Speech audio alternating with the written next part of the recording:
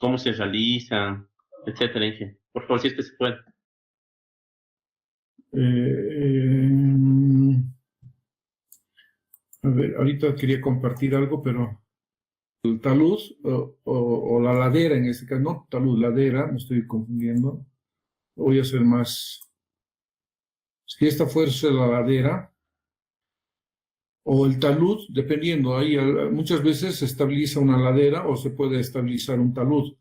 Ya saben que la ladera es un plano inclinado que no ha tenido intervención humana, pero si nosotros hemos hecho la excavación por este lado, estoy mostrando un perfil, ¿ya?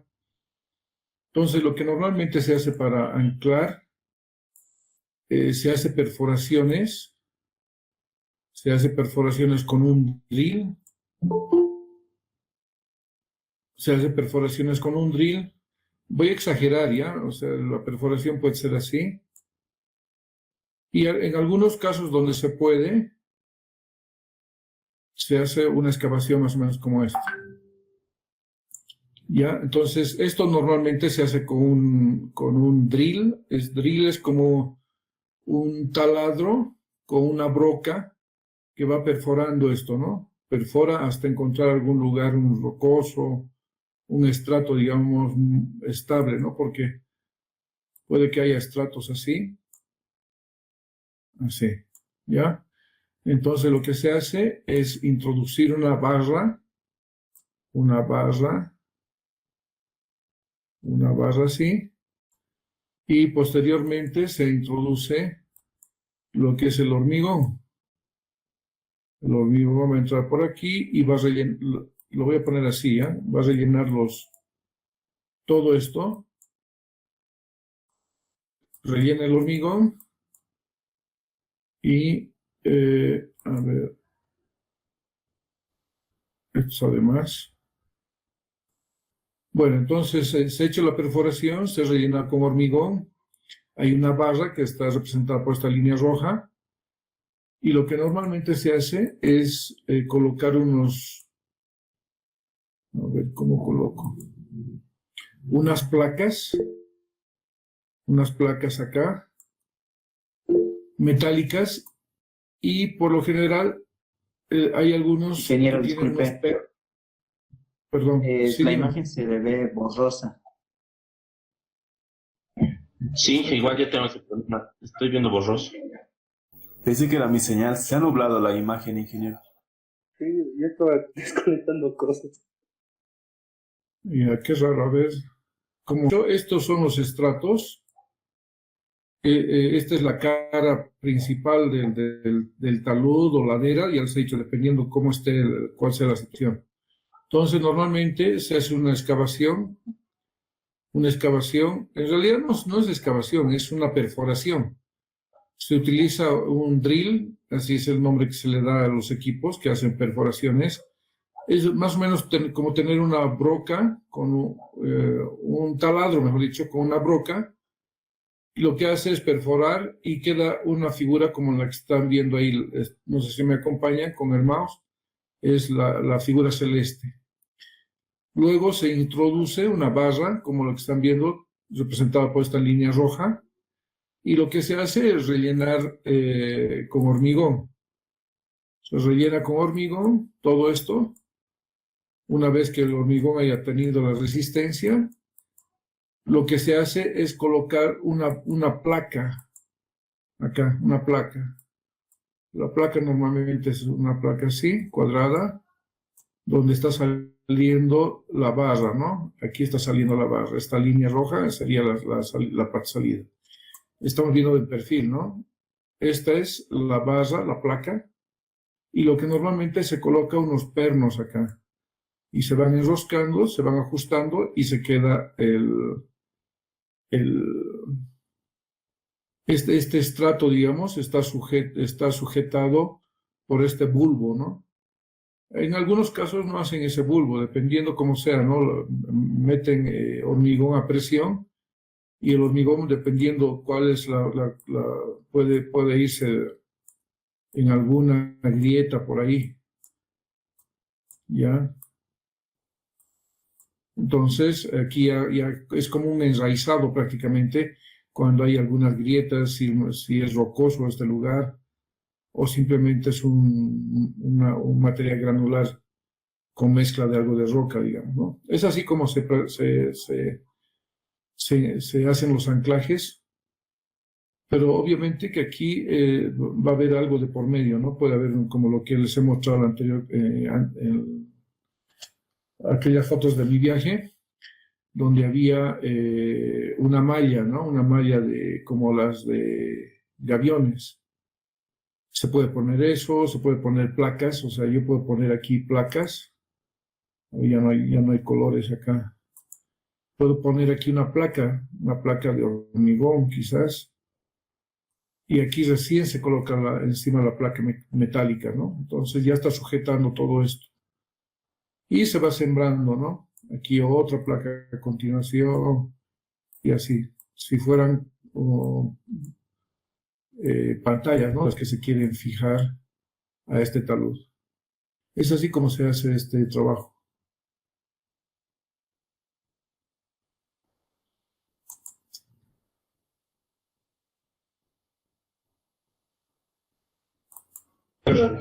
Inge, y supongo que eso debe estar sujeto a un estudio de suelos, ¿no, Inge? O sea, ver los estratos que tienen interiores. Obviamente, ¿no? Obviamente, yo no voy a poner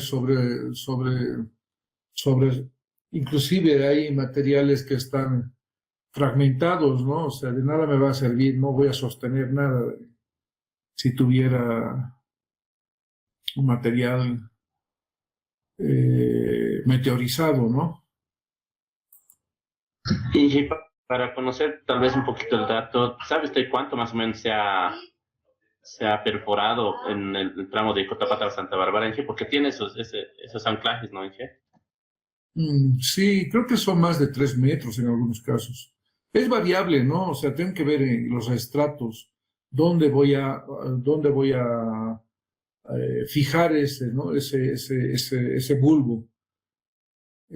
Si yo ya conozco los estratos, y si de pronto la roca está a 5 metros, 4 metros, debería entrar hasta esa profundidad, ¿no? Ahora, si está más superficial, 3 metros, o yo creo que hasta 3 metros, yo creo que es lo ideal. Menos que eso ya no tiene sentido. Ya, muchachos, vamos a comenzar con la clase. Ahora estamos cambiando de módulo. Vamos a dar inicio al segundo módulo, que es el movimiento de tierras. Ahora vamos a ver las operaciones y equipos para el movimiento de tierras. ¿Qué operaciones conocemos para realizar el movimiento de tierras y qué equipos utilizamos para este movimiento de tierras? Bueno, se denomina movimiento de tierras, dice, en carreteras. O sea, no puede haber movimiento de tierras en edificaciones, lo que fuera, pero en este caso se denomina movimiento de tierras en carreteras a un conjunto de operaciones que se realiza con los terrenos naturales.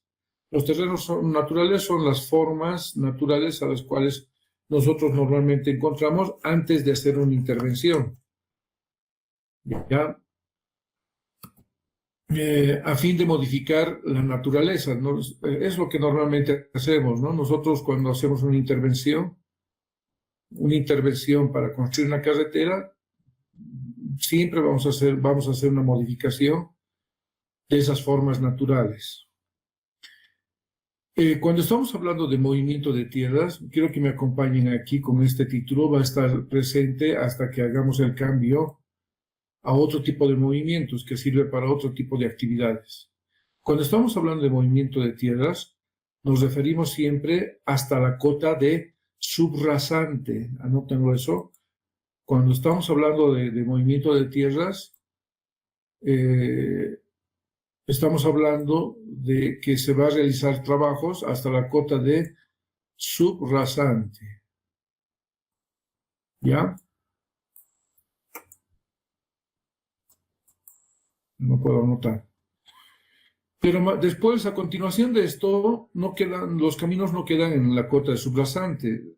Hay una estructura que se va a construir con materiales ya seleccionados y preparados que es la estructura del pavimento, o apoyado sobre la subrasante.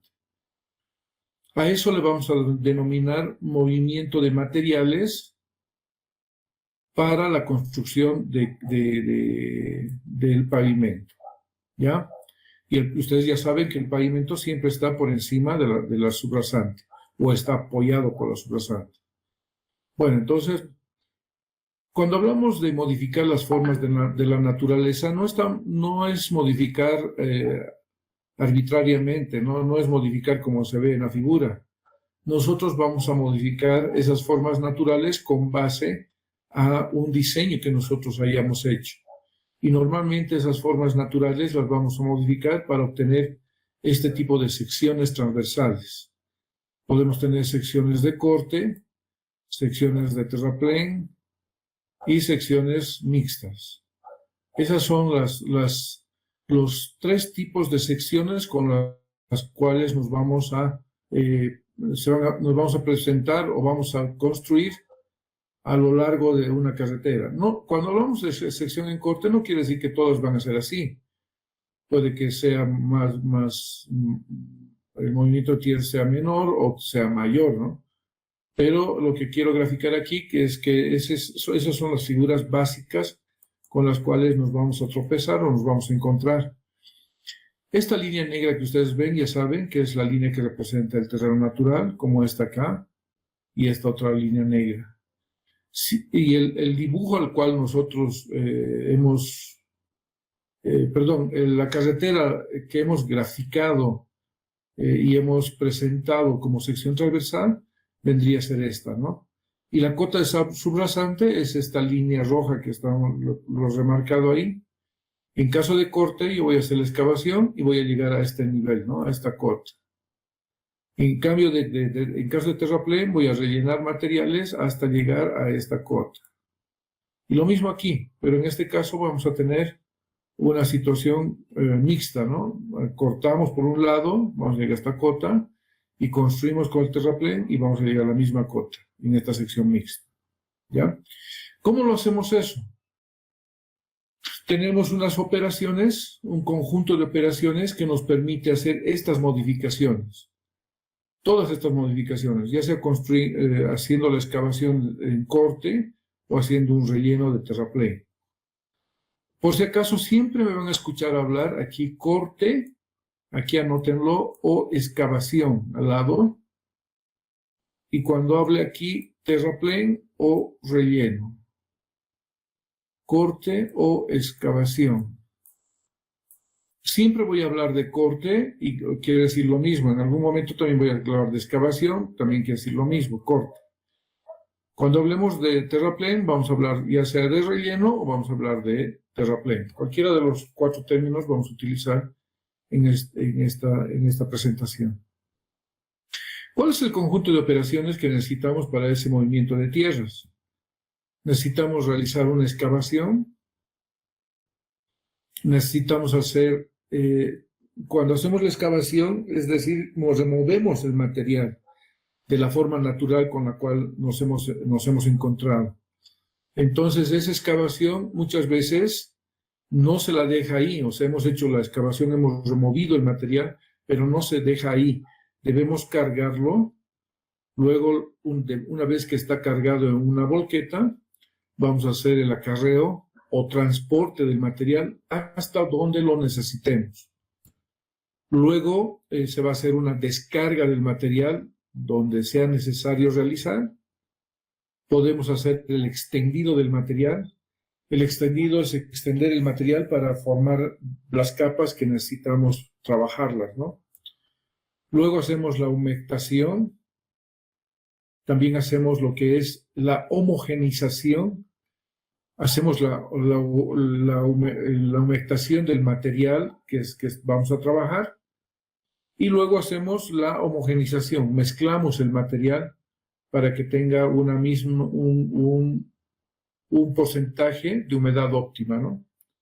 Y finalmente, la operación final del movimiento de tierras es la compactación. Esas son las operaciones que normalmente realizamos cuando realizamos los trabajos de movimiento de tierras. Y ya les he dicho, el movimiento de tierra siempre va a ser hasta la cota de subrasante. Bueno, ya se los he presentado el conjunto de operaciones. Vamos a ver ahora en detalle cada uno de ellos. Y además de ver el detalle, vamos a ver qué equipos utilizamos para realizar estas operaciones. Comencemos con el primero. La excavación, normalmente lo realizamos con un equipo como el que ven en la foto. El equipo, normalmente nosotros lo conocemos como tractor. En algunos libros van a encontrar como topadora. No sé si me están escuchando bien. Si alguien no me escucha bien, me pregunta para que repita. Topadora. También lleva el nombre. Ok, también lleva el nombre de explanadora. Algunos, por el modelo del equipo, le han denominado bulldozer con Z. Esos son los nombres con el cual nos referimos a este equipo que tienen en la foto. Entonces, este es el que nos permite realizar la excavación. Tiene la potencia suficiente para realizar la excavación, para remover el material y llegar a la forma que nosotros queremos, ¿no? Entonces, vamos a utilizar para hacer esa excavación o el corte con este equipo. También es posible realizar con una retroexcavadora, pero ya son trabajos finos los que se realizan, ¿no? Como el que hemos visto, ¿se acuerdan del peinado de talud? Esa es una retroexcavadora, la cual nos permite hacer unos trabajos de excavación más detallados y más puntuales, ¿no?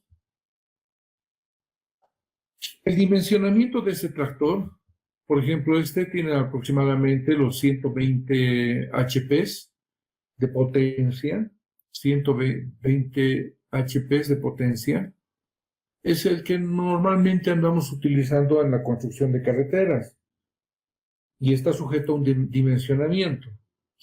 En carreteras no podemos utilizar, existen equipos mucho más grandes del que les he mostrado, pero en carreteras no podríamos utilizar equipos de esta dimensión que normalmente se utilizan en minería, ¿no? Ellos utilizan este tipo de equipos en minería. Tampoco podemos utilizar estos dos equipos, ¿no? Estos dos equipos son muy pequeños para utilizar en la construcción de carreteras. Probablemente en edificaciones o construcciones más pequeñas sí sea posible utilizar estos equipos, pero en construcción de carreteras no es posible utilizar. Todo este dimensionamiento del equipo que ustedes van a recomendar para que se utilice en el movimiento de tierras, lo van a aprender en la materia que se denomina maquinaria y equipo. Ahí ustedes van a poder dimensionar el equipo, la capacidad o la potencia. O en todo caso, ambas características, ¿no? Ya sea por potencia o por capacidad. Entonces, no es cualquier equipo que nosotros vamos a utilizar. Por el hecho de que sea tractor, me va a servir. Todo es dimensionado en función del volumen de material de trabajo que queremos o que está planificado mover, el volumen de material que está planificado mover. También está en función del rendimiento. O sea, imagínense que si yo quisiera trabajar con este equipo, en una urbanización, yo creo que en un día lo hago todo. O contrario, trabajar con esto en una minería, lo haría en un mes o 2 meses, no sé. Entonces, todo está en función del tiempo de ejecución que quiera hacer, el rendimiento de estos equipos y la capacidad y la magnitud de la obra a la cual voy a realizar. A continuación hemos dicho que se realiza la carga. Normalmente la carga lo realizamos con este equipo. Este equipo se denomina cargador frontal, así se denomina. No es pala cargadora, es un cargador frontal.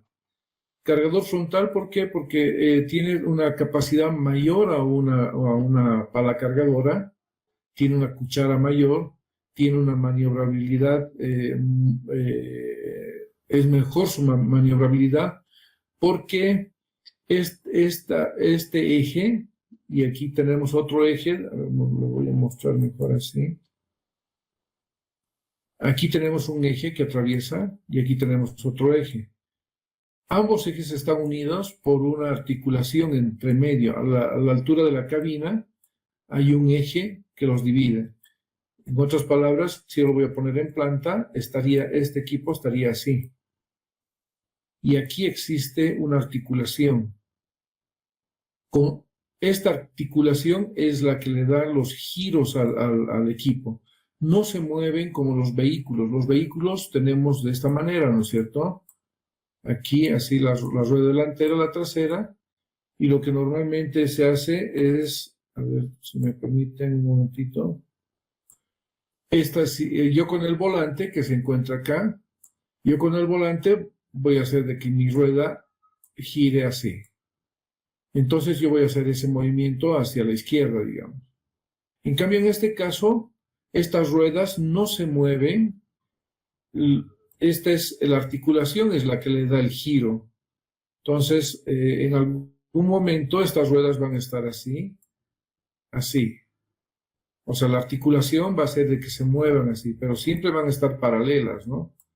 Las ruedas, no va a estar así como en este caso, ¿no? Entonces, por eso es que se utiliza para el carguío, se utiliza este equipo que es un cargador frontal. Es de mayor capacidad de una pala cargadora, pero de mejor maniobrabilidad. El carguío también lo podemos hacer. Por si acaso este equipo trabaja de esta manera. Me he olvidado hacer una demostración. Si yo tengo la volqueta aquí, si yo tengo la volqueta acá, lo que hace es, no he dibujado mal. Tengo el material que estoy acopiando a este lado. Entonces este cargador frontal hace este movimiento, viene aquí, retrocede y hace este otro movimiento.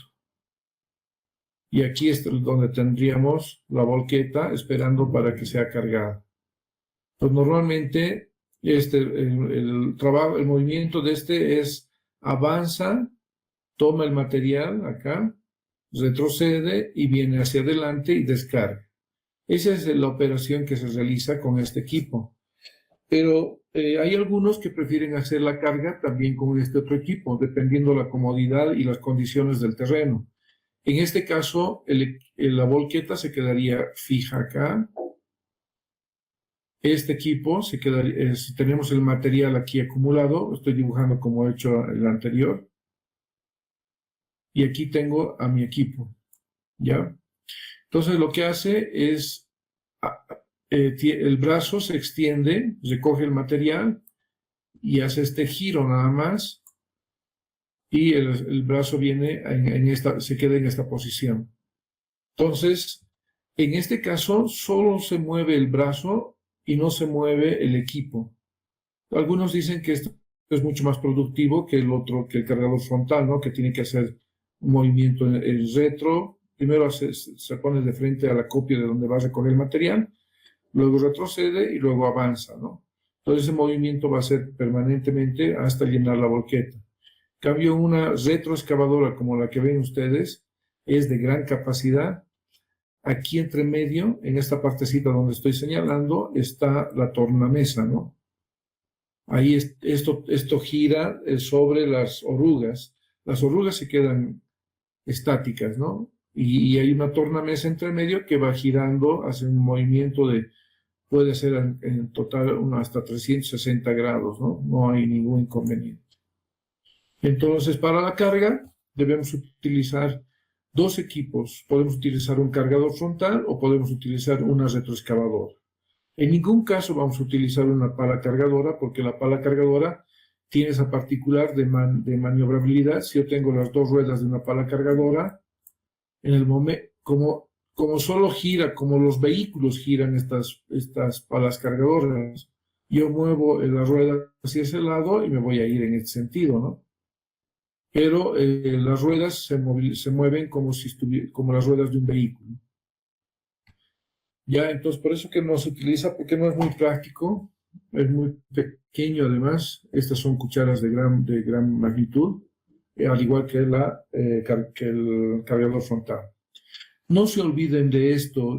Les reitero, en el examen, al final, cuando ya estemos estemos distribuyendo equipos para el movimiento de tierras, muchos de ustedes hasta ese entonces no conocen qué equipos qué equipos deben ser utilizados en cada una de las operaciones.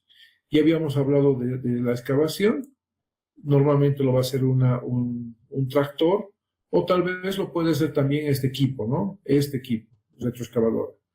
El carguión lo puede hacer un cargador frontal, o lo puede hacer este retroexcavador. Ahora vamos a hablar del acarreo. El acarreo normalmente se hace con equipos de volqueta, de volteo, así se llama. Una vez cargado el equipo, obviamente que aquí está en etapa de descarga, se lo puede descargar en camellones. Se dice, si yo tengo la plataforma el equipo puede descargar así, se posiciona ahí y descarga una montaña, o puede descargar de esta manera, la siguiente y la siguiente. Entonces, esta forma de descargar es en camellones, así se llama, una cadena de camellones. He formado una cadena de camellones, o de lo contrario puedo descargar de manera continua. ¿Qué quiere decir esto? Si tengo la plataforma ahí, perdón que he dibujado como lo he dibujado, el material se descarga así y la volqueta estaría en movimiento, ¿no? Voy a tratar de dibujar una volqueta aquí. Exacto. Entonces, también se puede descargar en capas, como en movimiento, como se está haciendo acá, digamos. De pronto puede estar avanzando esto y va descargando el material y no está dejando en camellones, ¿no? El vehículo que venga a continuación va a descargar acá y así sucesivamente. Todo de manera extendida, ¿no? El acarreo también se llama, por si acaso, transporte de material, ¿no? Acarreo o transporte de material. Y el transporte lo vamos a hacer con este equipo, ¿no? Y la descarga también el equipo lo va a hacer en sus dos formas, ¿no? Lo va a hacer en camellones o lo va a hacer en forma continua. Una vez que se encuentra en plataforma, lo que se hace es el extendido del material.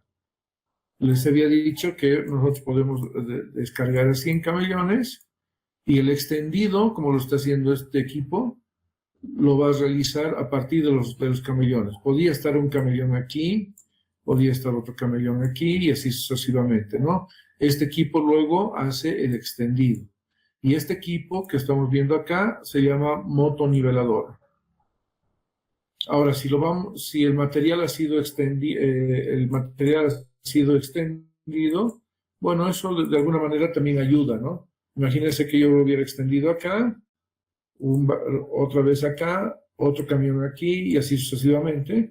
Entonces, el equipo le va a facilitar o tal vez incremente su rendimiento o producción teniendo el material como ya extendido, ¿no? Este equipo tiene, siempre lo van a encontrar así, dos ruedas en donde está el motor, aquí hay un contrapeso, aquí una rueda direccional, estas son las ruedas direccionales, pero lo importante de este equipo va aquí, en esta parte, en el medio. Esa es una cuchilla que nos permite hacer el extendido del material, dejar el material en una cota deseada.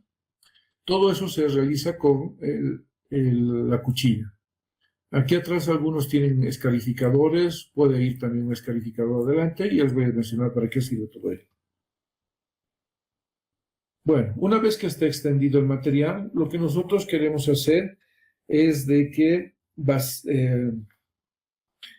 disminuir los vacíos. ¿Para qué queremos disminuir? Para tener una mayor densidad de la capa que estamos trabajando. Y para ello, el principal trabajo que vamos a realizar va a ser la humectación. La humectación lo realizamos con este equipo, que es una cisterna donde se almacena agua en su tanque. Algunos le llaman aljibe, AL, J-I-B-E, B labial, aljibe. Mejor lo escribo. Yo que me escriban de otra manera. Yo estoy escribiendo, espero que también ustedes estén escribiendo, ¿no? Aljibe. O camión cisterna, el cual nos va a permitir, una vez con agua dentro, aquí hay una cañería, y aquí una cañería transversal con orificios que nos permiten hacer el riego de la superficie a la cual nosotros queremos trabajarla, ¿no? Queremos que se disminuya el porcentaje de vacíos, incremente su densidad, y para ello nosotros debemos humedecer con la humedad óptima. ¿Ya? Entonces, si yo tengo mi superficie, lo que hice ha sido regar el material. Oh, perdón. He regado. A ver, no.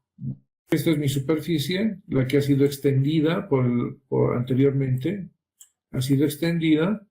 Entonces, lo que nosotros normalmente hacemos es humedecer esta capa. Pero ahí. Entonces, este camión cisterna hace que humedezca la capa, pero está humedeciendo solamente la parte superior. No creo que esté llegando agua aquí, a la parte inferior. Entonces, lo que normalmente se realiza es la homogenización. ¿En qué consiste la homogenización? En nada más remover el material, o sea, voy a remover todo esto, lo voy a remover, y al remover lo que estoy haciendo es homogenizar el material con el agua que ha sido regada antes, ¿no? Entonces lo que vamos a tener una capa que tenga la humedad óptima y que nos va a servir para la compactación. Cuando nosotros vamos a llegar a la máxima densidad con esa humedad óptima, ¿no? Eso es lo que ustedes han visto en suelos. Muchas veces, por exceso de agua, no va a ser posible llegar a esa densidad máxima. De pronto, el agua que humedece las partículas de suelo, esas se van a unir entre sí para darle la densidad. Y al mismo tiempo vamos a expulsar los vacíos. Pero muchas veces cuando tenemos exceso de agua, estamos incorporando ese agua a esos vacíos. Por lo tanto, no podemos hacer ningún proceso de compactación, que es la otra actividad a continuación. ¿Por qué? Porque no hay forma de expulsar los vacíos. Los vacíos ya han sido llenados por el agua, ¿no? Aquí voy a hacer una capa de suelo. No, mejor haré de otra forma, lo explicaré de otra manera. Entonces yo tengo esta partícula y esta partícula. Así está mi suelo, ¿no es cierto? Entonces lo que yo hago, desde el momento que voy a homogenizar el material, esta partícula de suelo tiene un poco de agua. ¿Ya? Entonces, en el momento que yo realizo el siguiente trabajo, que es la compactación, entonces lo que estoy haciendo, estoy expulsando los vacíos de aire. Es decir, entre esta partícula y esta partícula existen vacíos de aire. ¿Entienden? Entonces voy a hacer que estas se aproximen y los vacíos sean expulsados por el proceso de compactación. Pero muchas veces, ¿qué es lo que pasa? En lugar de haber vacíos, está el agua aquí entre medio. En lugar de haber vacíos, está el agua entre medio. Entonces yo ya no puedo expulsar vacíos y el agua no va a ser fácil de sacar de estas capas que quiero compactarlas. Entonces ahí se produce un fenómeno de acolchonamiento, se llama. Por más veces que pase la compactadora por esta capa con bastante agua, o sea, más allá de la humedad óptima, va a ser bien difícil que yo trate de llegar a la densidad máxima. Entonces, esto comienza a formarse como un colchón. Entonces, a medida que va pasando el equipo de compactación, esto se va moviendo como un colchón de agua o un colchón como no sé si ustedes alguna vez han caminado sobre sus colchones, pero ustedes aprietan de un lado y sobresale del otro, ¿no? Eso es lo que pasa cuando tienen exceso de agua. Entonces, lo que nosotros, para sacar ese exceso de agua, lo que hacemos es realizar la desecación. Pero no es como una actividad que es sí o sí obligatoria, la desecación. La desecación es cuando ha habido este exceso de agua, ¿no? Entonces, para ello utilizamos varias herramientas. Por ejemplo, puede que un equipo tenga este elemento que está atrás de la motoniveladora. Se llama escarificador, el cual va a hacer de que yo remueva nuevamente la capa, o sea, en otras palabras, voy a destruir la capa, y lo que voy a hacer es hacer pasar esta motoniveladora, el cual tiene una cuchilla al medio, ya hemos visto, y lo va llevando de un lado al otro el material. ¿Y eso qué se llama? Se llama airear, en la jerga de los camineros, es incorporar aire para que se vaya evaporando el agua en exceso. Una vez que consideremos que el material tenga la humedad óptima, entonces vamos a proceder a la última actividad, que es la compactación. Pero es con este equipo que podemos hacer remover el material para desecar, ¿no? Existe aquí, esto es un elemento que puede ser sustituido en lugar de la cuchilla. Se ponen estas piezas y este es el que va a remover la capa que tenía exceso de agua, ¿no? O también hay escarificadores en la parte delantera, como se ve en esta imagen. Pero una vez que ya se ha removido el material que ya se ha intentado compactar, pero no ha sido posible porque tenía exceso de agua, entonces lo que se hace es remover con estos equipos el intento de compactación, y lo que se hace, lo que normalmente se utiliza son discos de arado. Es un equipo que sirve para agricultura, tiene un remolcador que es un tractor, pero lo interesante es que son estos discos los que nos van a permitir airear el material, es decir, tratar de evacuar el agua en exceso, ¿no? Y el agua en exceso se va a evaporar mientras haga este tipo de trabajo, ¿no? Este tractor va a ir de un lado al otro lado y va a estar así permanentemente. Ahora, no necesariamente estos equipos se utilizan para el desecado, ¿no? Cuando hay exceso de agua. También sí se puede utilizar en el momento de que voy a realizar la homogenización del material. Finalmente tenemos el trabajo de compactación. Una vez que esta parte, la superficie, ya tenga la humedad óptima, entonces voy a aplicar compactación con un rodillo, una compactadora. Este se llama compactadora de rodillo liso, estático. Así se llama porque eso es lo que tiene, ¿no? En este ejemplo es un equipo que tiene, se aplica carga por gravedad nada más. Por eso se llama compactadora de rodillo liso. Lo estarán anotando, ¿no? Me están escuchando hablar y compactadora de rodillo liso estático. Igual que esto, existe un equipo que tiene un dispositivo adaptado acá que le da una frecuencia a esta parte del rodillo, y a ese rodillo es igualito que solamente tiene un accesorio acá que genera una vibración, y a ese rodillo se lo conoce también como rodillo liso vibratorio. ¿Ya? Rodillo liso vibratorio. Entonces le aplica una energía de vibración y comienza a compactar, dando unos pequeños golpes a la superficie del pavimento, a la superficie que estoy compactando, ¿no?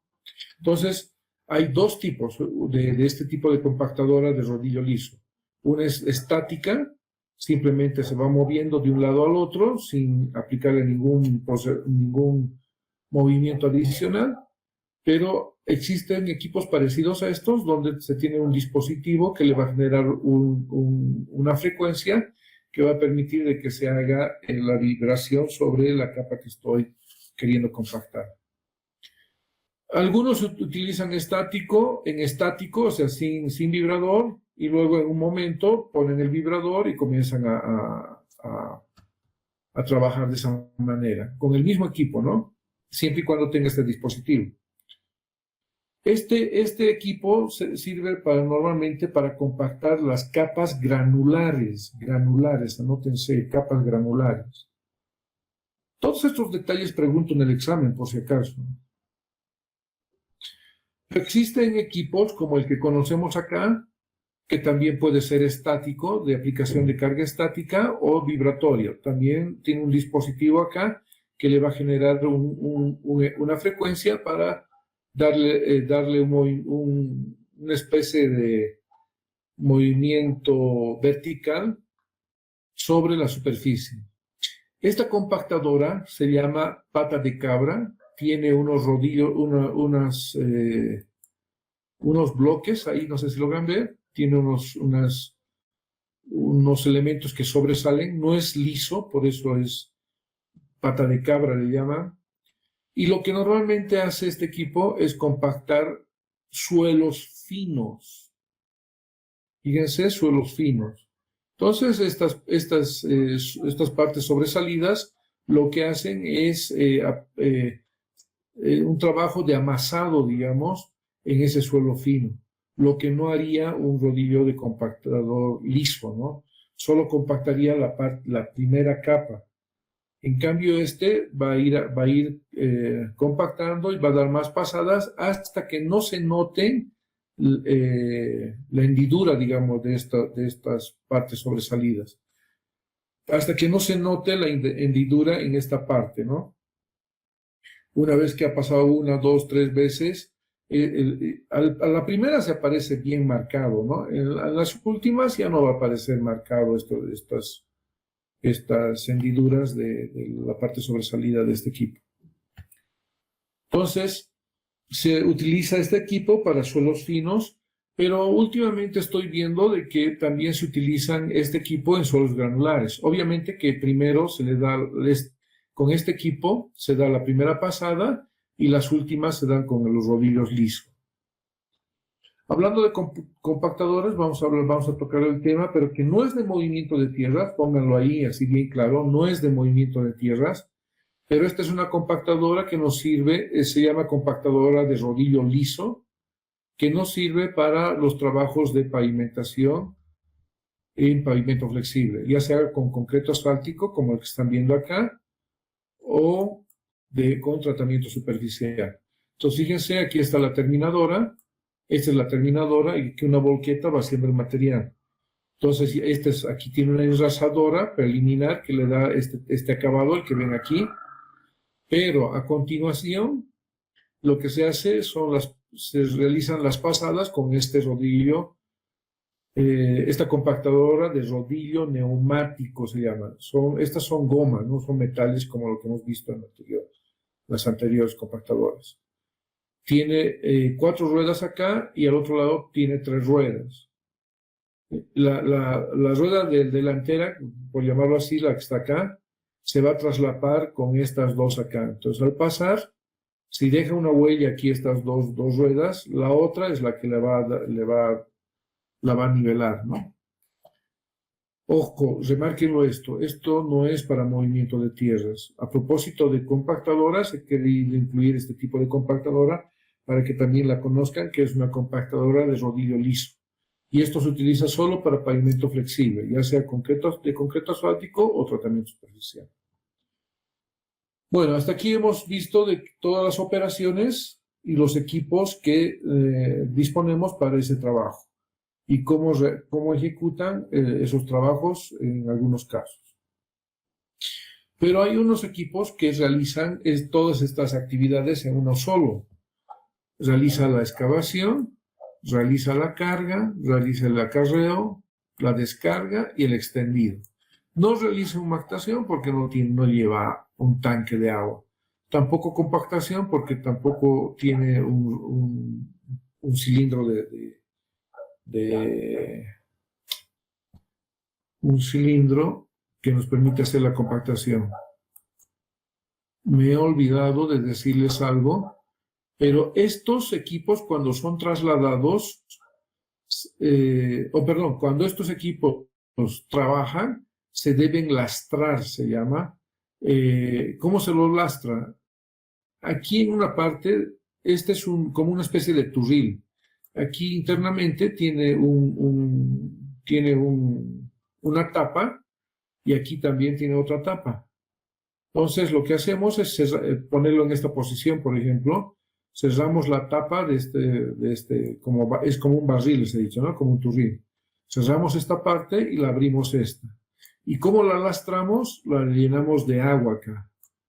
Entonces, esa agua nos va a generar la masa que necesitamos para hacer la compactación, ¿ya? Ahora, si este equipo lo voy a trasladar en un camión para llevarlo a otro proyecto o llevarlo a un tramo de construcción más allá de donde estábamos trabajando, lo que normalmente se hace es abrir esta tapa y se abre también esta tapa. Entonces, lo que hacemos es vaciar el agua y una vez vaciado, sí es posible llevarlo vacío esto y poderlo transportar.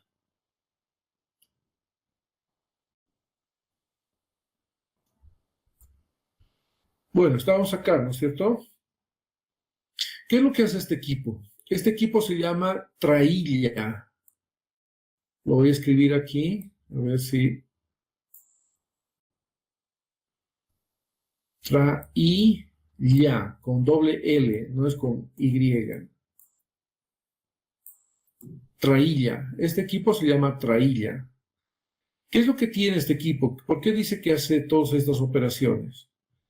Para la excavación se cuenta con una cuchilla que está aquí abajo, una cuchilla.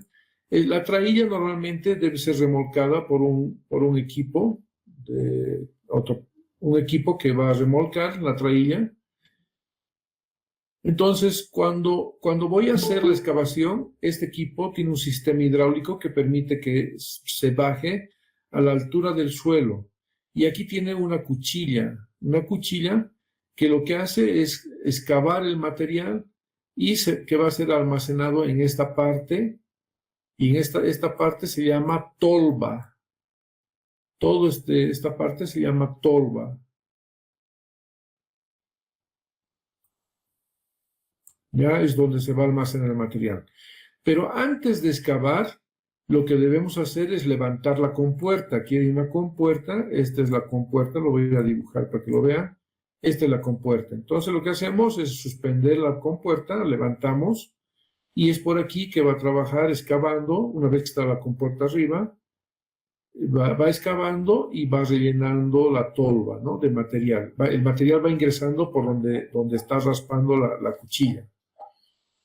Me había olvidado que también antes de excavar, antes de realizar el trabajo de excavación y carga, porque la carga se hace en movimiento, este equipo opera en ese sentido, mientras está siendo arrastrado por el suelo, la cuchilla va haciendo excavación y al mismo tiempo está haciendo la carga. ¿Listo? Entonces el material se almacena aquí y una vez que ya está con todo el material acumulado en esta tolva, lo que se hace es bajar la compuerta, se baja la compuerta, se cierra, el sistema hidráulico ya no va a hacer que arrastre la cuchilla, lo va a suspender un poco, y cuando ya está con la compuerta cerrada, la cuchilla suspendida, se va a realizar el acarreo. Entonces, el material que estaba almacenado acá lo voy a llevar donde lo necesito, donde lo voy a poner a disposición. Una vez que llega al lugar, lo que se hace es abrir la compuerta y el material va a salir por donde ha ingresado. Pero, y se va a hacer la descarga en movimiento. O sea, yo no puedo hacer la descarga, abrir la compuerta y se va a salir como agua, ¿no? El material granular se queda almacenado acá. Entonces, lo que yo debo hacer es el extendido, pero en movimiento.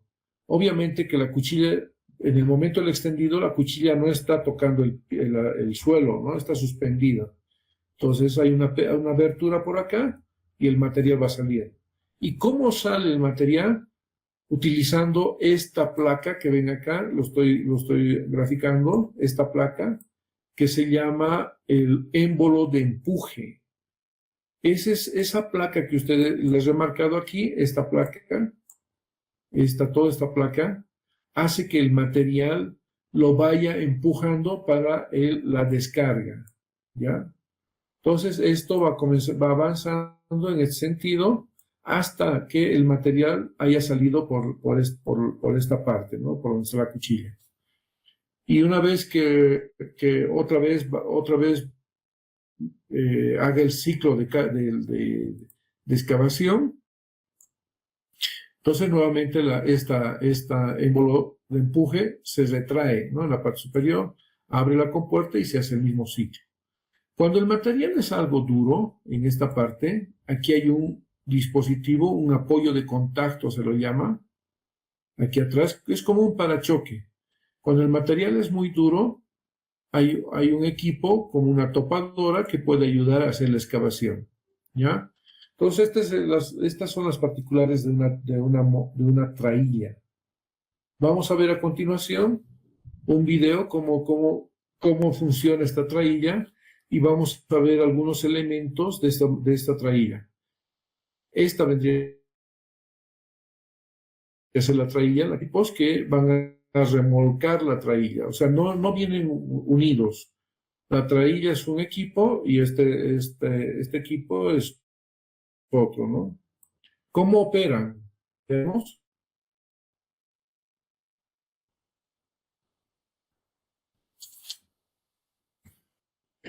Vamos a ver primero la posición, en qué posición se encuentra. No sé cuál es la imagen principal.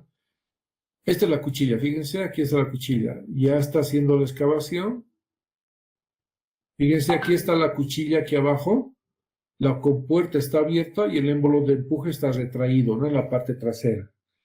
Entonces, este equipo comienza así, fíjense cómo está raspando aquí abajo y aquí cómo se está almacenando. Fíjense, a ver, voy a parar. Esta es la compuerta donde está el mouse. La compuerta en este momento está abierta. Entonces, la cuchilla está apoyando el suelo y está raspando y se está almacenando desde abajo. Es como que si estuviera rebalsando va a aparecer el material. Entonces, sigamos con esto. Ahí. Ay, no. ¿Qué hice? Perfecto, gracias.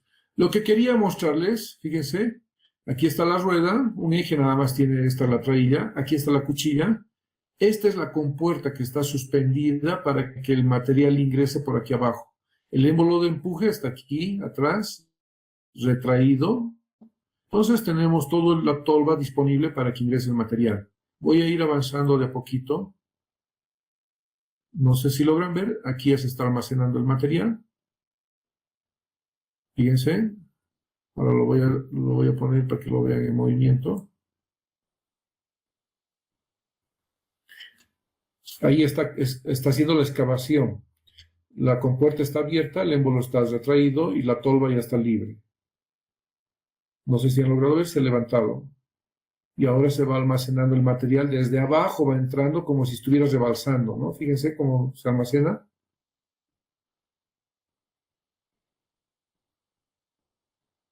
Una vez que ya estaba almacenado el material, se lo lleva al lugar donde voy a utilizar ese material. Ahorita, fíjense, está almacenado el material y aquí está el émbolo de empuje. Este es el émbolo de empuje. Este va a venir hacia este lado, hacia abajo, por llamarlo así en la pantalla. En este momento se abrió la compuerta. Fíjense, se abrió la compuerta. El émbolo está empujando y está depositando el material. El émbolo está avanzando. Ahí, fíjense, ya avanzado el émbolo, este es el tope, mira, aquí está el tope. Hasta ahí puede llegar el émbolo, ya ha hecho el proceso de descarga y se va a ser retraído, se va a ir a su posición inicial. Fíjense cómo va a retroceder el émbolo. Entonces, ahora, fíjense.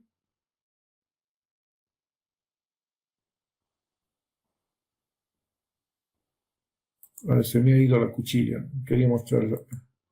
En este momento la compuerta está cerrada. Esta es la cuchilla. Aquí tiene una cuchilla de un extremo al otro extremo, que hace que corte el material mientras avanza. En este momento está avanzando porque está suspendida la cuchilla y no está realizando ningún trabajo de excavación. Hay algunos que llevan escarificador para mover el suelo. Algunas motos, no todas tienen. Está haciendo una verificación de si hay material duro, digamos, ¿no? Bueno, ahí está el envelope. Ahí está. Esa es la. Ay, no.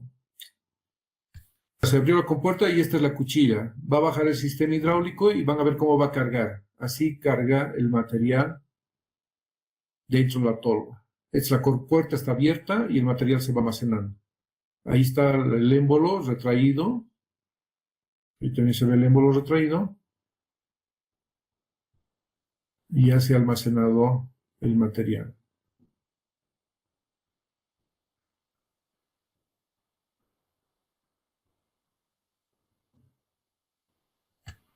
Bueno, este equipo, como ustedes habrán visto, realiza la excavación, la carga, el acarreo, la descarga y el extendido, ¿no? No lo deja en forma de camellones, como habrán visto, lo deja de manera continua. La descarga se hace de movimiento y además utilizando el émbolo de empuje, ¿no? El que va a permitir que se acarree. La carga y la excavación la hace la cuchilla, ¿no es cierto? Bueno, hay otro equipo que es similar a ese. La única diferencia, o no es la única, una de las diferencias es de que aquí está la mototraílla, en esta parte trasera está la mototraílla, esta es aquí está el equipo principal, digamos, ¿no? Tiene la tolva, esta parte negra es el émbolo de empuje, aquí está la compuerta, la cuchilla aquí abajo y todo eso hace la tolva, ¿no? Este equipo se llama mototraílla. Aumentenle moto y escriban lo mismo, ¿no? Mototraílla. La mototraílla, a diferencia de la traílla, esta es autopropulsada. O sea, esta es una sola pieza, el equipo es una sola pieza, no requiere de algún equipo que lo remolque, ¿no? Este es autopropulsado. ¿Ya? Tiene su sistema hidráulico acá. El trabajo siempre se va a realizar en este sentido. No se realiza en retroceso, siempre avanzando, tanto la excavación, la carga, el acarreo, la descarga y el extendido siempre se hace en esta dirección. Entonces, una diferencia entre la traílla y la mototraílla es de que la mototraílla es autopropulsada. Otra diferencia importante es la capacidad de la tolva. Las mototraíllas son de mayor capacidad que las traíllas. Y finalmente, otra diferencia es la distancia de operación. La mototraílla tiene una mayor distancia de operación que una traílla, ¿ya? Esas son las diferencias importantes en una mototraílla. Vamos a ver el detalle, cómo es una mototraílla. Es una sola pieza, como les he mencionado, una sola pieza. Tiene un sistema hidráulico acá, el que ven ahí, el que maneja en qué momento va a ser la excavación o en qué momento se va a realizar el traslado. Entonces, este sistema hidráulico es el que hace que baje o suba. Baje cuando va a ser la excavación y suba cuando ya va a ser el acarreo, ¿no? El transporte del material de un lado al otro. Ya. Entonces, toda esta parte aquí se denomina tolva. Aquí está, esta partecita es la compuerta. Eso se abre cuando se hace la excavación y el cargado. También, y se cierra cuando se hace el acarreo, ¿no? También se abre cuando voy a hacer la descarga y el extendido. Se abre cuando voy a hacer la descarga. todo sale por el mismo lugar. Ahora voy a ser mucho más exigente en los exámenes porque me han dibujado mototraílas de cualquier forma y son ideas las que tiene de mototraíla. Me han dibujado que el mototraíla entra por aquí el material y sale por este otro lado. No sale, el que me dibuja eso lo voy a eliminar ya en el examen, así que espero que hayan prestado atención. Entonces, esta es la compuerta, aquí está el émbolo de empuje, el que ayuda a sacar el material por donde ha ingresado, ¿no? Aquí abajo está la cuchilla. Y este es el apoyo de contacto, el que sirve para cuando el material es un poco grueso, es muy granular. Es difícil que solo este equipo y la cuchilla hagan que corte el material y pueda ingresar para ser almacenado acá en la tolva. Entonces, lo que normalmente se utiliza es un tractor que le ayuda a hacer el corte. No sé si tienen preguntas hasta acá.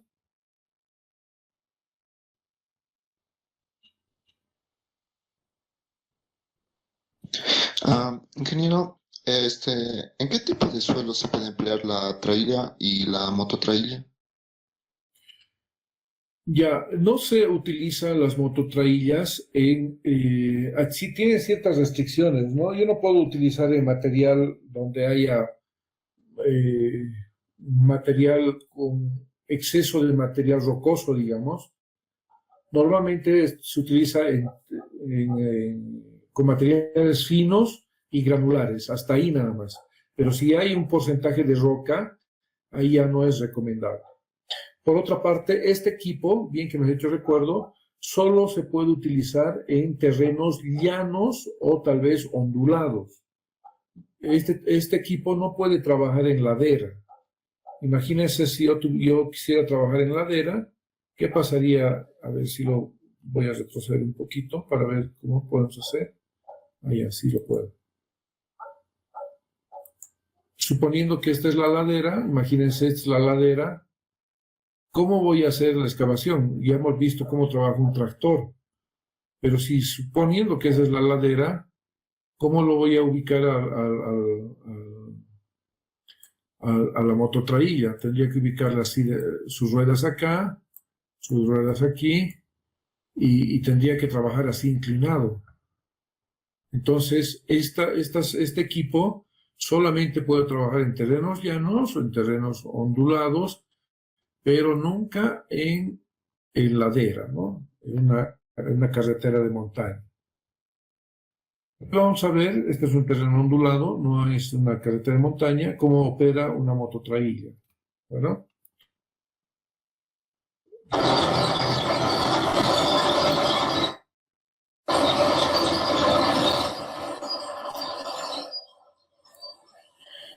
Se está acomodando la mototraíla.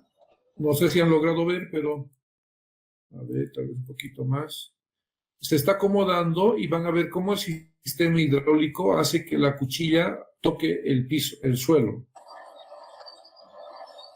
Ya está ahí, creo que ya ha tocado el suelo. Ya está en posición de excavación, fíjense. La compuerta ya está suspendida, el émbolo está retraído. Y como este suelo no es un material fino, entonces va a requerir la ayuda de un tractor como este que va a hacer que la topadora, o sea, esta parte de la cuchilla del tractor, haga contacto con el apoyo de contacto. Por eso se llama apoyo de contacto ese parachoque que vemos ahí atrás, ¿no? Ahora vayamos a ver cómo va a funcionar esto. Y hecho el apoyo de contacto, ahora sí le ayuda a hacer la excavación. Fíjense, está excavando y aquí cómo se almacena el material. Vean cómo está ingresando desde aquí abajo. El émbolo atrás, la compuerta abierta, ¿no? Se está llenando la tolva de material. Un momento que esté lleno, el sistema va a cerrar la compuerta y va a suspender la cuchilla, ¿no? Como verán, aquí está el émbolo retraído, la compuerta abierta, la cuchilla todavía está haciendo la excavación y el material se va almacenando acá. Una vez que ya esté con todo el material a plenitud, el sistema hidráulico va a hacer que se suspenda, que ya la cuchilla ya no haga contacto con el suelo y se cierre la compuerta para hacer el trabajo de transporte o acarreo, ¿no? Al lugar donde se va a depositar. Entonces, este equipo habría concluido su función, ha topado, digamos, esta cuchilla con el apoyo de contacto para ayudar a hacer la excavación.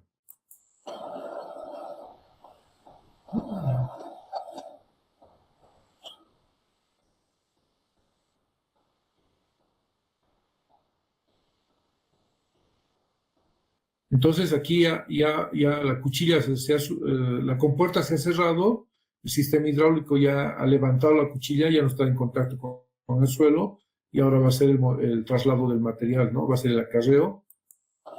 En este momento ya está haciendo el acarreo. Bueno, este equipo va a hacer esa verificación, ¿no? No podemos trabajar con una motoniveladora si tenemos roca en algún estrato, ¿no? Entonces, este equipo, de alguna manera, al momento de remover,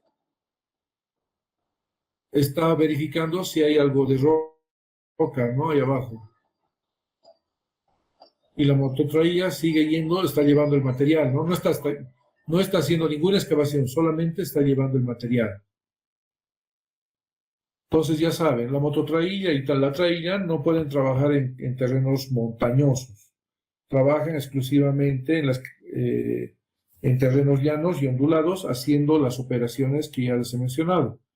¿Que cuáles serían? A ver si alguien me indica. Excavación, carga, acarreo. ¿Qué más? Descarga, extendido, Carga.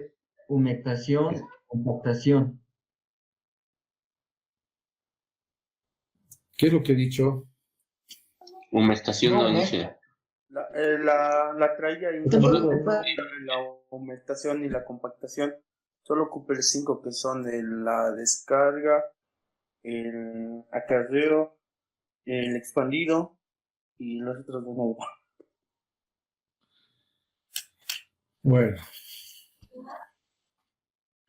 Así pasa también en el examen. Los que estaban dormidos o que estaban chateando mientras estoy dando clases están distraídos en otras cosas. Bueno, allá ustedes. Bueno, este es un presupuesto donde nosotros podemos ver el movimiento de tierras, cuánto representa. Este es un proyecto en el oriente del país. Concretamente, este es del proyecto Rurrenabaque-Riberalta. El que va a ir de Rurrenabaque-Riberalta es por el Beni, ¿no es cierto? Ahí se ha estimado, es un terreno relativamente llano y ondulado, se ha estimado un 21% es el presupuesto, el movimiento de tierras representa el 21%, 28%, 22%. ¿Ya? Ahora, en terrenos de montaña probablemente esto se doble, puede ser 40%, 50%, ¿ya? Pero aquí, si nosotros juntamos el pavimento, ¿cuánto representa solo el movimiento de tierras y el movimiento de materiales para la construcción del pavimento? En total, sería 87, 88, ¿no es cierto? 88 y algo. Eso representa solo estas dos actividades, casi el 80% del costo de la obra. Obras preliminares, obras de arte, mayor, menor, son lo que es el puentes, drenaje, señalización, inclusive aquí está la parte de medio ambiente, que nos representa mucho, ¿no? Entonces, es por eso que es bien importante hacer un buen diseño, hacer un buen movimiento de tierras, una buena compensación entre lo que se excava y lo que se va a necesitar en terraplén. Entonces, por eso es bien importante estas actividades, ¿no? Bueno, habíamos dicho que el movimiento de tierras es el conjunto de operaciones que se realizan sobre los terrenos naturales, ¿ya?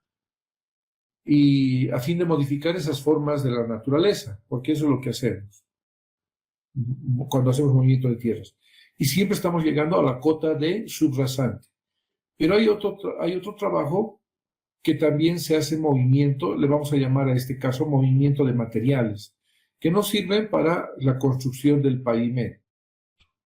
Entonces, aquí le estoy cambiando ya el nombre, es movimiento de materiales, pero estos materiales son ya procesados, ya elaborados, que nos sirven para la construcción de la estructura del pavimento.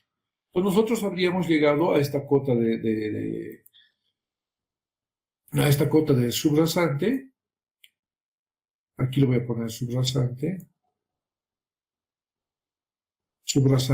¿ya? Hemos llegado siempre a la cota de subrasante cuando hemos hecho el movimiento de tierras con todas las operaciones y los equipos que les he presentado anteriormente. Pero ahora vamos a ver el conjunto de operaciones para movimiento de materiales, pero en este caso para construir el pavimento. Y ustedes ya saben que el pavimento está constituido por varias capas, y estas capas son apoyadas sobre la subrasante o suelo de fundación.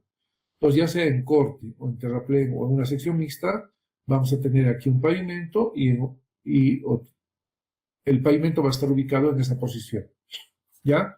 Pero el pavimento no aparece así como algo prefabricado. Lo vamos a construir capa por capa, y les he mencionado que en este caso se utilizan materiales especiales de buena calidad, en algunos casos que son procesados, en otros que son seleccionados y en otros que son ya producidos en plantas. Y eso es lo que vamos a ver a continuación, pero ya no como movimiento de tierra, sino movimiento de materiales para la construcción de pavimentos. Ustedes ya saben que tenemos dos tipos de pavimentos, rígidos y flexibles. El rígido con hormigón, el flexible puede ser con concreto asfáltico o tratamiento superficial. En este caso, el movimiento de materiales para los pavimentos, vamos a hablar en este momento de las materiales granulares para los tres tipos de pavimento. Cualquier pavimento que se construya, vamos a tener el mismo procedimiento de producción de materiales para estas capas y el movimiento de materiales que vamos a hacer.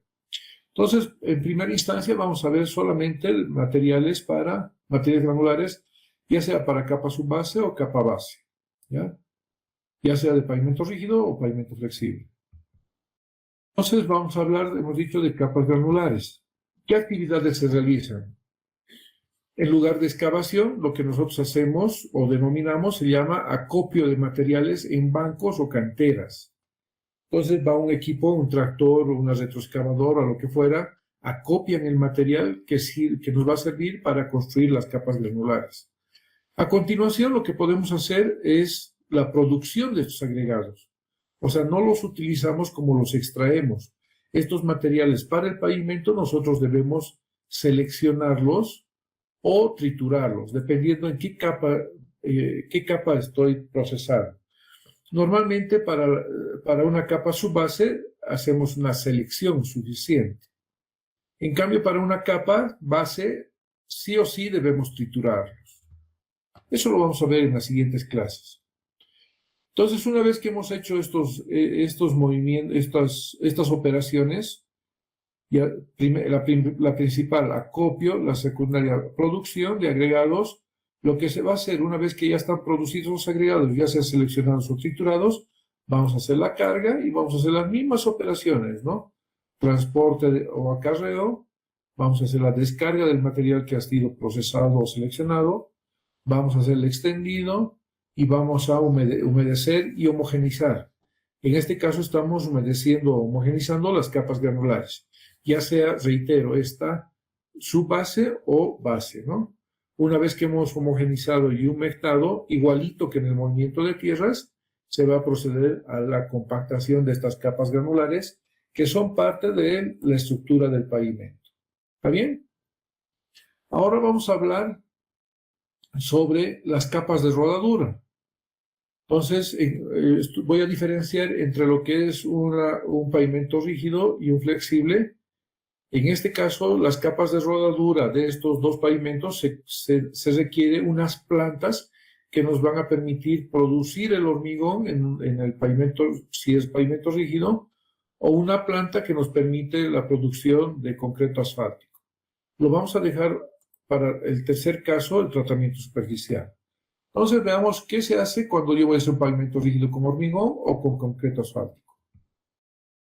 Dos capas de rodadura con concreto asfáltico o con concreto hidráulico. ¿Qué se hace? Igual, se acopian los materiales, obviamente que primero se va a seleccionar si el material cumple las especificaciones técnicas, luego se hace la producción de agregados. En este caso, tanto para la capa de rodadura de concreto asfáltico o concreto hidráulico, se requiere que el material sea sí o sí triturado. Una vez que es triturado, el material se lleva a una planta de producción de mezcla asfáltica, si fuera pavimento flexible, o una planta, si fuera pavimento rígido, a una planta donde se produce hormigón. Entonces, el material triturado, cuando esté haciendo el pavimento flexible y quiera una mezcla asfáltica, voy a mezclar el material triturado con distintos cortes, es decir, distintos tamaños de áridos, lo voy a mezclar con cemento asfáltico. Y este trabajo lo realizo en caliente. Caliente. ¿Ya? Ahora, ¿cómo hago la capa de rodadura de un pavimento rígido? Voy a preparar el hormigón. Ustedes ya saben cómo se prepara el hormigón. Voy a mezclar áridos triturados, que los había triturado previamente, con cemento Portland. Y en este caso lo voy a hacer a temperatura ambiente nada más. O sea, no necesito calentar los áridos, no necesito enfriarlos, nada. A temperatura ambiente. En este caso, la mezcla asfáltica sí o sí se debe calentar tanto el árido como el cemento asfáltico, principalmente el cemento asfáltico, para bajar la viscosidad del material. Esto también lo vamos a ver con más detalle en clases subsiguientes. Producida la mezcla asfáltica, o producido el hormigón, se va a cargar ese material ya preparado, se va a transportar, se va a descargar, y el extendido no lo va a hacer una motoniveladora, lo va a hacer un equipo que se llama terminadoras. Estos equipos permiten hacer el extendido, en caso de mezcla asfáltica, el extendido en caliente, ¿ya? Hay terminadoras que trabajan y hacen el trabajo de extendido en caliente, ¿ya? Pero el hormigón no requiere de esta misma terminadora, requiere de otra terminadora que hace el extendido del material a temperatura ambiente. Finalmente, si estamos hablando de una capa de rodadura de un pavimento flexible con concreto asfáltico, vamos a requerir hacer la compactación. Y ustedes ya saben, la compactación lo vamos a hacer con ¿qué tipo de compactadora? Pregunto. La compactadora de rodillo liso neumático, ingeniero. Rodillo liso, el rodillo neumático nomás le llamaremos, porque el neumático siempre es liso, no va a haber ningún neumático que tenga así como las ranuras que tienen los vehículos, digamos, las ruedas de los vehículos. Estos siempre son lisos. Entonces lo llamemos compactadora neumático, ¿ya? Pero en cambio, ¿qué pasa cuando yo estoy vaciando el hormigón? No requiero compactación. Ojo, en el examen toditos me meten compactación y por nada más les disminuyo calificación. Entonces, cuando estoy haciendo hormigón, no requiero compactadora. El proceso de compactación o de dejarlo, digamos, el proceso para vaciar los vacíos, que es lo que hacemos en una mezcla asfáltica. ¿Por qué aplicamos compactación? Es simplemente para vaciar los vacíos de la mezcla asfáltica. Pero ¿cómo lo hacemos para eliminar los vacíos en un hormigón? ¿Qué utilizamos? Vibradoras. Exacto, una vibradora de inmersión, ¿no? Estos equipos, estas terminadoras para los de hormigón, están adaptadas con... me he olvidado el nombre. ¿Qué me dijiste? Vibradoras. Vibradoras, ¿no? Hay unos vibradores de inmersión que hacen ese proceso, ¿ya? Entonces, así se trabaja en capas de rodadura. Ahora vamos a ver el último, que es el tratamiento superficial. En este caso, sí hemos utilizado plantas de producción de mezclas asfálticas o plantas de hormigón. Son unas plantas industriales. En cambio, en un tratamiento superficial, no se utiliza ninguna planta. El trabajo se realiza en sitio. O sea, una vez que he vaciado la capa base, voy a trabajar en esta superficie realizando el tratamiento superficial. Entonces vamos a hablar de la capa rodura, en este caso exclusivamente para tratamiento superficial. Nuevamente hacemos el acopio de materiales en bancos, en canteras, producimos el agregado, en este caso sí o sí debe ser triturado, no usamos material con canto rodado. Una vez que ya tenemos el material listo, preparado, primero debemos hacer un riego de la plataforma, es decir, sobre la capa base vamos a hacer un riego de asfalto puro, ¿no? En distintas condiciones, eso lo vamos a ver en los otros módulos, pero de momento ustedes acuérdense de que estamos haciendo un riego preliminar sobre la capa granular. Entonces hacemos un riego de asfalto, luego cargamos el material triturado, lo transportamos hasta el lugar donde vamos a hacer el riego o descarga. Riego de agregado se llama o descarga del material triturado. Una vez que se ha descargado el material sobre el riego, primero se pone una capita de asfalto, luego viene el material granular encima, se hace un riego de material granular. Una vez que se han regado las dos capas, aquí estaría la capa base, digamos, ¿no? Esta sería la capa base, se ha hecho un riego de asfalto, la primera línea, y el otro sería el riego de agregado. Una vez que se han hecho estos dos riegos, viene la compactación. El equipo de compactación va a dar las pasadas. Entonces, no hemos utilizado ninguna planta en este trabajo y todo el trabajo lo hemos hecho en sitio, haciendo los riegos tanto de asfalto como de agregados sobre la capa base, ¿no? ¿Cómo ejecutamos todos estos trabajos? Todos estos trabajos los realizamos a partir de una receta de cocina, por llamarlo así, que vendría a ser la especificación técnica. Nuestra especificación técnica del ABC ha sido basada en esta especificación, que lo he traducido aquí al lado, todo esto que está en inglés. Dice especificación para la construcción de carreteras y puentes en proyectos de carreteras federales. Eso es lo que dice, lo que está escrito aquí en inglés.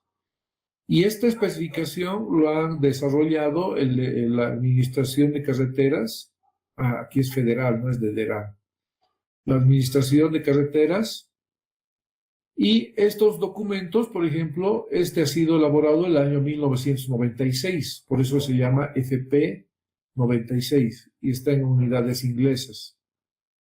Ha salido el FP 2003, obviamente, que corresponde al año 2003, con alguna modificación. En este momento estamos en la FP 2014, ¿ya? Por eso lleva este nombre. ¿Qué es lo que nosotros hemos hecho? Hemos hecho una adecuación nada más para crear nuestra especificación técnica de la ABC. No es un pecado, todo el mundo lo hace, pero nosotros deberíamos hacer mucha investigación para que de alguna manera podamos hacer algunas modificaciones a estas especificaciones. Las modificaciones a estas especificaciones, estas son especificaciones generales por si acaso, o sea, es decir, describen de manera general la ejecución, pero nosotros podemos crear especificaciones especiales. ¿Qué quiere decir especificación especial? Que le vamos a dar una particularidad a la receta. Imagínense si ustedes que quieren preparar fricassé, entonces entran a internet, van a salir, ni siquiera entrar a internet. Si ustedes quieren preparar fricassé, les va a salir ¿qué? Que requieren un chancho, requieren ají, requieren motes, requieren chuño, listo. Y eso se tiene que hacer hervir y va a ser una sopa. Esa sería una especificación general. Pero una especificación específica sería que yo especifique ciertos productos, ¿no? El chancho que sea el material, o el chancho tiene que ser hecho de costilla, digamos, o de columna, no sé cómo decirlo. El ají debe ser el amarillo, no puede ser el rojo, digamos. Es una especificación especial. El mote, no, nosotros conocemos una infinidad de motes. Hay mote de Wilcapar, un mote amarillo, mote blanco. En la especificación especial debería decir mote blanco. Eso es la especificación especial. Entonces, lo que nosotros tenemos es una especificación general, ¿ya? ¿Y qué ha surgido? Ha surgido esta especificación que nosotros tenemos a disposición en la ABC, que se llama Manual de Especificaciones Técnicas Generales de Construcción. Ojo, que como es del ABC, está siempre orientado a la construcción de carreteras, ¿no? ¿Qué es lo que tiene esta especificación? Así como les había mencionado, en principio creo que les he mencionado que les he descrito los materiales o los ingredientes para el fricassé. ¿Qué más se puede especificar en una receta de cocina? A ver, ustedes díganme. Yo ahorita simplemente he hecho una mención a los ingredientes, pero ¿qué más tiene una receta de cocina? Les escucho. Cantidades. Cantidades, muy bien. ¿Qué más? Tiempos de preparación. Tiempo de preparación, muy bien. ¿Qué más? Temperatura de cocción. Temperaturas, ¿qué más? La exactitud. Exacto. Hay algunos otros detalles que están obviando. A ver, dígame. Ese sería un grupo, ¿no? Yo he dado los ingredientes. Ustedes están dando cómo es la ejecución, pero algo más falta. Los equipos necesarios, ingeniero. Exacto. O sea, todos los equipos que necesito para realizar, ¿no? Me pedirán un horno, si necesito horno, un sartén, un molde, no sé. ¿Y cómo Sí, preparar? los ingredientes, sí. Ingredientes, perfecto. Entonces, una especificación en carreteras es más o menos una receta de cocina. Hablemos, por ejemplo, de un terraplén, una actividad nada más. De aquí, en este libro vamos a encontrar una actividad que se va a llamar terraplén, ¿ya? Así como yo dije fricassé, en este caso va a ser terraplén. Entonces, veamos qué es lo que tiene el terraplén.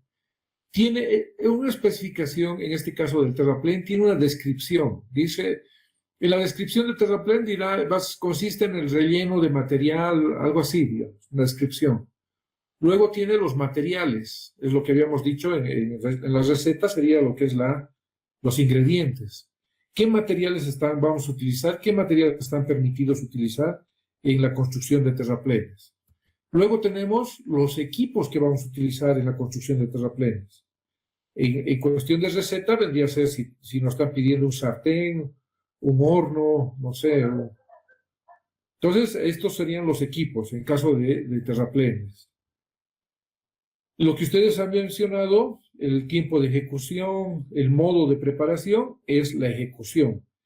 En las especificaciones también tenemos cómo se debe ejecutar el terraplén. Tenemos algunas restricciones, tenemos algunas llamadas de atención para no cometer algún error en la construcción de terraplenes, ¿no? Por ejemplo, en ejecución, en la receta me va a decir, hágalo, ponga en molde por tanto tiempo, digamos, ¿no? Ahora, si yo me excedo y obviamente lo voy a hacer mal. Entonces, lo mismo dice acá, ¿no? En la ejecución, compacte de esta manera, tal vez, y algunos otros detalles.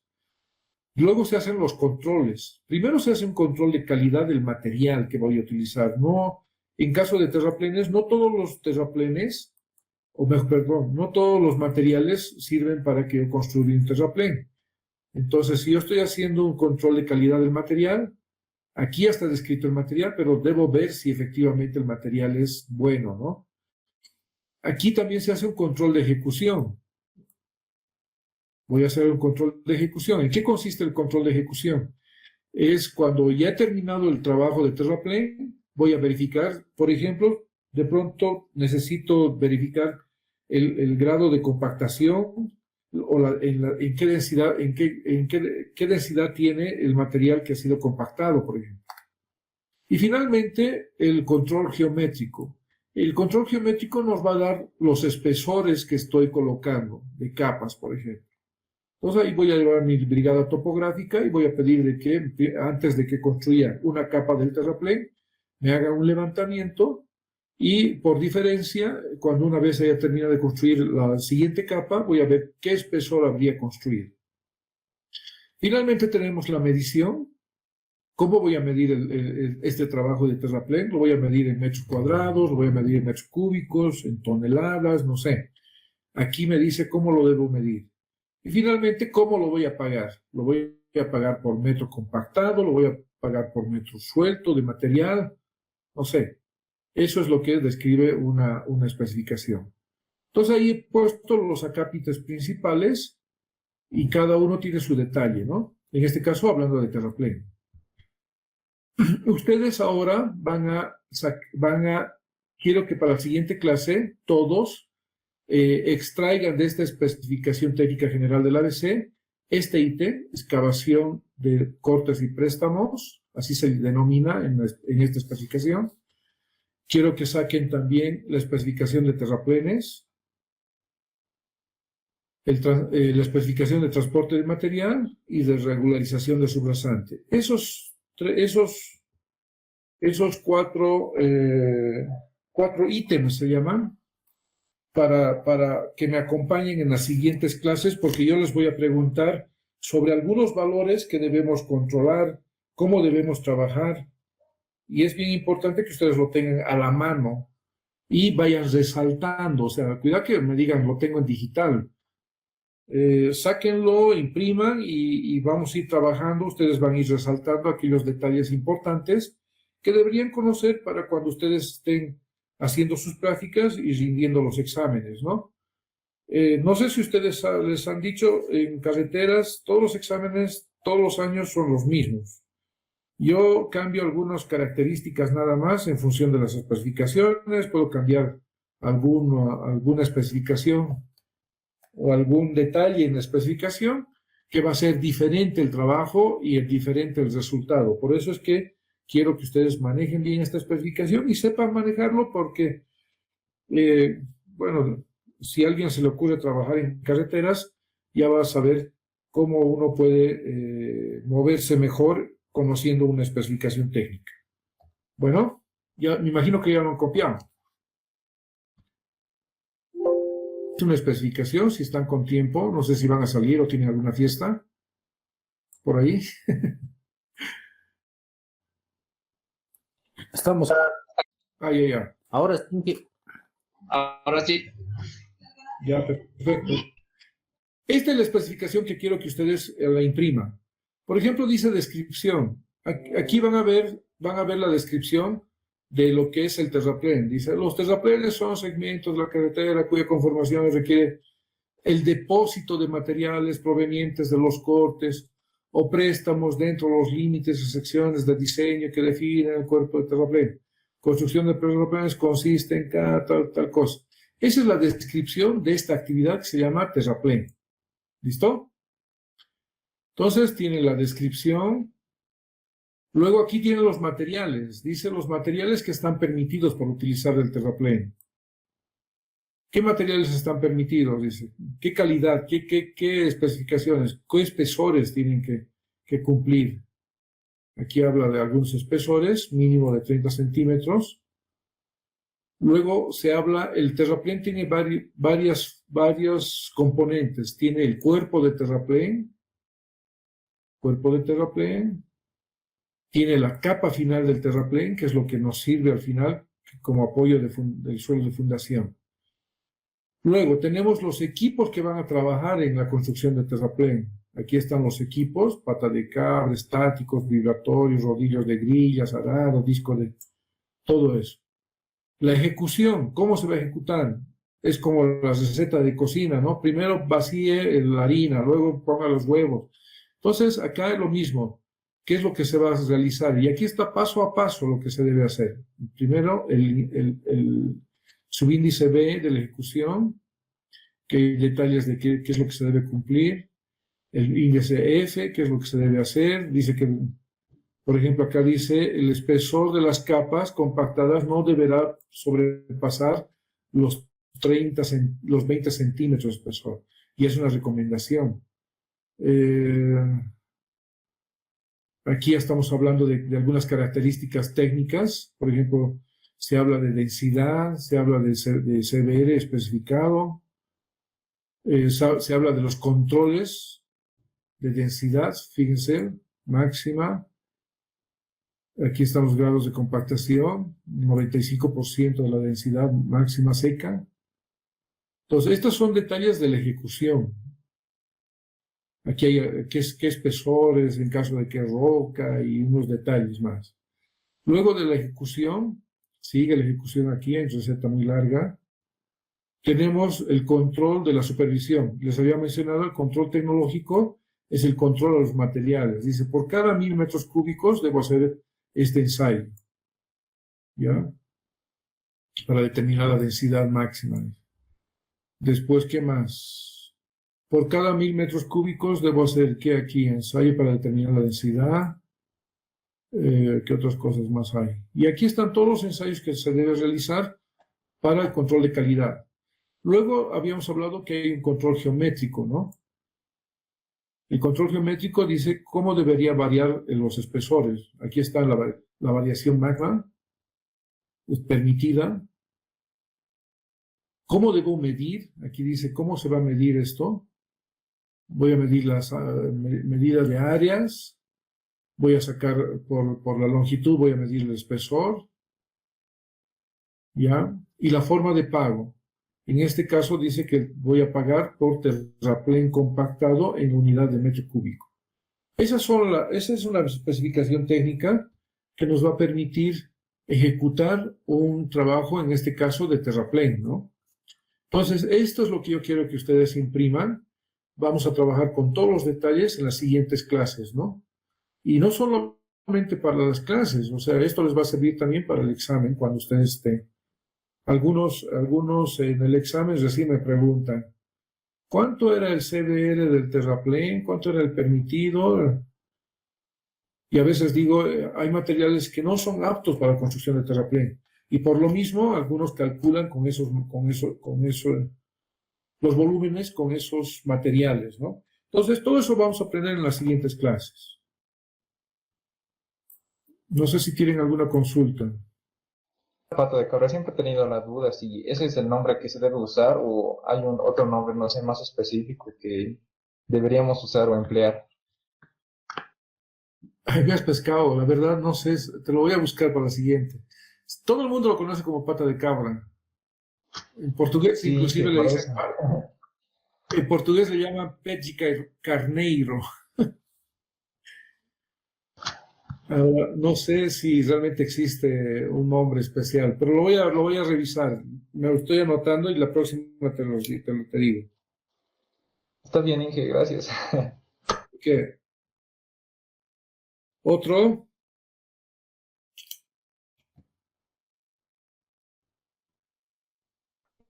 En la computadora de rodillo introducen agua, ¿verdad? Para que haga lo que se pese y con lo que se trabaje. Es lo mismo con con el que tiene pata de cabra. ¿No? Sí. Es lo mismo, igual, le colocan Sí. agua. Estos rodillos normalmente los cargan así de esa manera.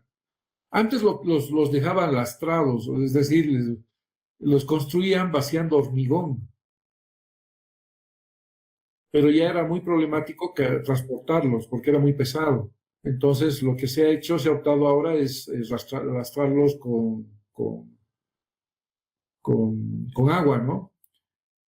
Y habían con hormigón, o sea, ya era una pieza única, digamos. También se los lastraba pero eso ya han salido fuera del mercado. Pero estos últimos equipos están lastrados con agua, ¿no?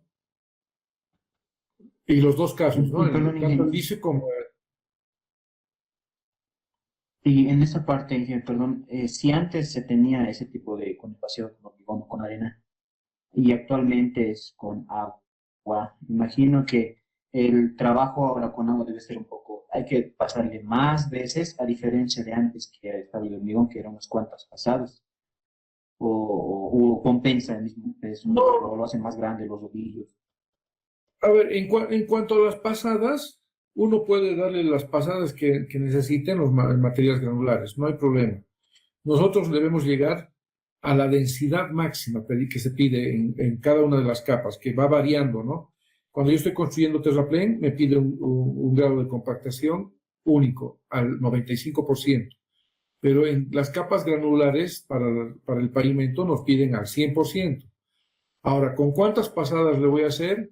Eso ya depende de cómo esté trabajando, ¿no? O sea, ahora si voy a hacer muchas pasadas, obviamente que me va a costar plata, ¿no? Porque estoy gastando combustible. Entonces, es relativo. Entonces, yo tengo que hacer los controles de ejecución y uno por experiencia ya sabe, ¿no? Dice, aquí me piden al 95% y tengo una capa de 20 centímetros, como recomienda la especificación. Por lo tanto, le voy a meter unas 10 pasadas, digamos. Hasta las 10 pasadas ya debería llegar al grado de compactación. Pero es diferente en mezclas asfálticas. Eso es lo que vamos a ver en los siguientes módulos. En mezclas asfálticas está en función de la temperatura de compactación. O sea, yo no puedo seguir haciendo pasadas por debajo de la temperatura de compactación. Para adelantar un poco, la temperatura, eso se determina a través de un ensayo de viscosidad, pero está alrededor de 120 grados centígrados. La temperatura mínima.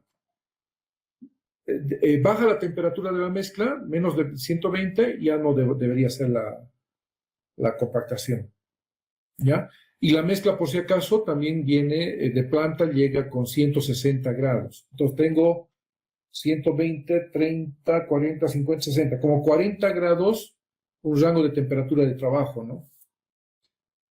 Ahora, en el otro puedo eternizarme ahí, puedo estar compactando, ¿no? Pero al dueño de la empresa no le va a gustar que estemos gastando combustible, ¿no? Ya está bien, gracias. Ok. Las distancias medias de En la siguiente, eso lo vamos a ver en las siguientes clases. No quiero adelantar. Pero sí, la diferencia ya les he dicho, ¿no? ¿Cuál es? Si te acuerdas. Luego, otra diferencia. La capacidad, dije. Exacto, la capacidad del all-bar. Y finalmente, lo que has preguntado, Jorge Luis, ¿no? Gutiérrez. Sí, la distancia media o distancia máxima, ingeniero. Las distancias de transporte. O sea, la mototraíla transporta una distancia menor que perdón, al revés. La mototraíla transporta una distancia mayor que una traíla, ¿no? Las traílas recorren menos distancias. Eso lo vamos a ver en las siguientes clases con más detalle, más a profundidad. ¿Listo? Consulta, no sé si es oportuno, pero ¿se considera el nivel freático al momento de compactar? O sea, ¿tiene que tener una cierta distancia en función a la superficie? O, no sé, esa duda tenía ahí. Cuando construimos los terraplenes, normalmente ya hacemos un estudio del nivel freático. Y en base a eso podemos incluir no solamente capas granulares, sino capas drenantes.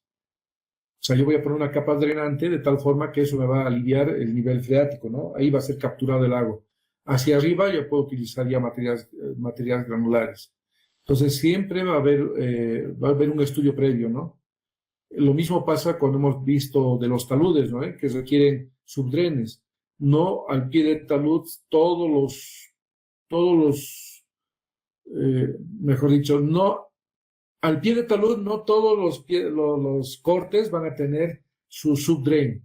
Vamos a hacer siempre un estudio preliminar. Va a haber algunos lugares donde haya corte, pero que no haya necesidad de subdrain, ¿no? Entonces, todo está sujeto a un estudio, ¿no? A los estudios con ingenieros civiles, especialistas en hidrología. Ya, está bien, gracias.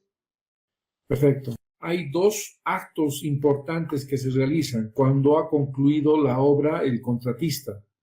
El contratista de buena fe comunica a la supervisión y le indica: he concluido todo el trabajo que tú me has dicho que haga, porque la supervisión siempre le va dando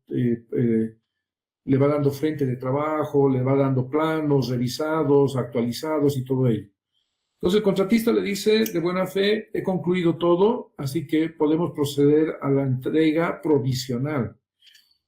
Se hace una entrega provisional de la carretera y se hace una revisión de todos los elementos que tiene una carretera. Se ve lo que es drenaje, se ven estructuras y puentes, se ve pavimento, se ve señalización, se ve la parte ambiental. Y entonces lo que normalmente se hace es conformar grupos de trabajo. En mi caso, yo he entrado al grupo de trabajo de pavimentos. Y en este grupo de trabajo uno debe estar conformado por un ingeniero de pavimentos, también de la empresa contratista, un ingeniero de pavimentos de la empresa de la supervisora y un ingeniero, en mi caso, del cliente, ¿no? Del dueño de la obra. Entonces, lo que hacemos es inspeccionar que el pavimento esté bien construido. Obviamente que tenemos antecedentes de los materiales que han sido utilizados, qué características tenían, en mi caso, ¿no? Qué espesor tenía la capa rodura, la capa base, los materiales que han sido utilizados. En algunos casos se han utilizado geosintéticos, en otros casos se han estabilizado los materiales. Todos esos detalles previamente nos explican la constructora y la supervisión. Entonces se hace una vistoría y una vez que de pronto el pavimento no siempre va a estar al 100%, ¿no? Por eso es que la empresa, una vez que se haya hecho el acta de entrega provisional, tiene 180 días para enmendar o complementar alguna observación que se haya levantado en el momento de la recepción provisional. Entonces, si hoy hago, digamos, la entrega provisional, hacemos el acta, lo firmamos y ahí ponemos las observaciones o las complementaciones que debería hacer la empresa. Entonces, a partir de esta fecha tienes 180 días, es decir, 6 meses prácticamente, para que la empresa haga esas complementaciones y entregue la obra de manera definitiva. Esos son los actos que se realizan una vez terminada la obra. Pues nosotros estábamos en la anterior semana, la semana que está terminando, hemos estado en la entrega de la entrega provisional. Pero lamentablemente esta entrega provisional debería haberse ejecutado el 30 de marzo o por el 20 de marzo más o menos. Pero a la fecha hemos encontrado todos los deterioros que les he mostrado ayer en las imágenes.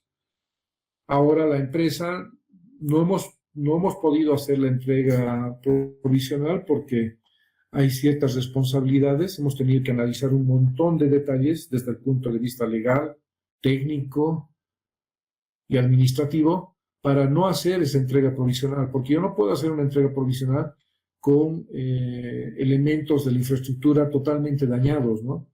Entonces hemos evitado hacer esa entrega provisional, pero en estos meses ellos van a hacer una reparación, van a hacer todos los trabajos que se quieren hacer para hacer este acto de provisional previamente y posteriormente la entrega definitiva.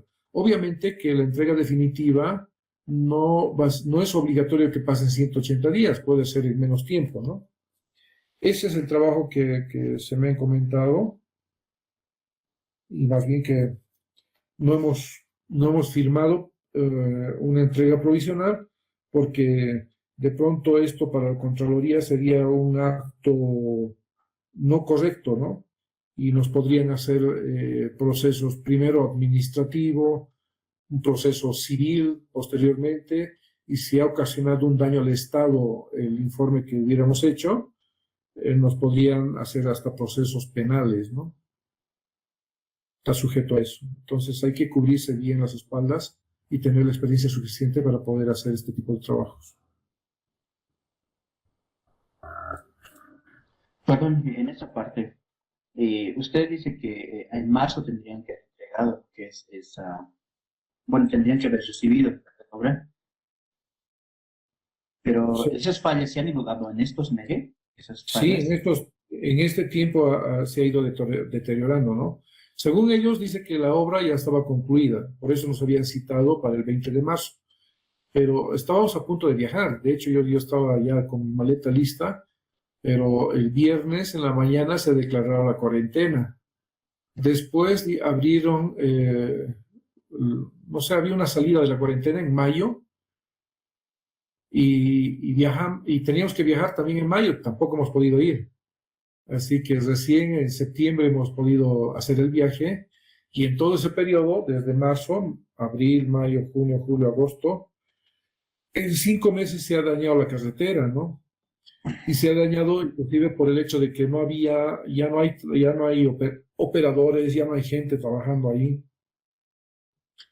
Tal Así vez que, hubiera sido otra la historia, no dije, si lo hubieran aceptado en ese tiempo donde estaba en buenas condiciones y en ese tiempo ya presentado. O ¿cómo va esa parte? Que si lo hubieran recibido en marzo y en ese trayecto se hubieran presentado las fallas, ¿hubiera sido diferente la situación ahora en qué? claro, pues, si de pronto estaba bien, hubiéramos hecho el acta de recepción provisional. Pero para la definitiva no tendría que estar como lo que hemos visto ahora, ¿no? Debería estar como lo que hemos, tal vez igual o mejor como la entrega provisional, pero no como lo que hemos visto ahora, que está totalmente dañado, ¿no? Así que ahora se está buscando una figura para darle agilidad a este trámite, ¿no? Porque la empresa tampoco quiere quedarse mucho tiempo ahí, ¿no? Reparando obras, siendo que ellos, según ellos dicen, a mí me han dado un trabajo, yo he terminado el trabajo, he concluido y en marzo estaba así, estaba bien, pero no sé, pues yo no le creo. Por lo Además, que se ve, si no ha habido recepción, entonces tienen que hacerse cargo, ¿no? Obviamente, ¿no? Ahora las reparaciones van a estar a cargo de ellos, ¿no? Pero ahora ellos están queriendo, no sé, hay varios argumentos legales, ¿no? Tenían que consultar a sus abogados para ver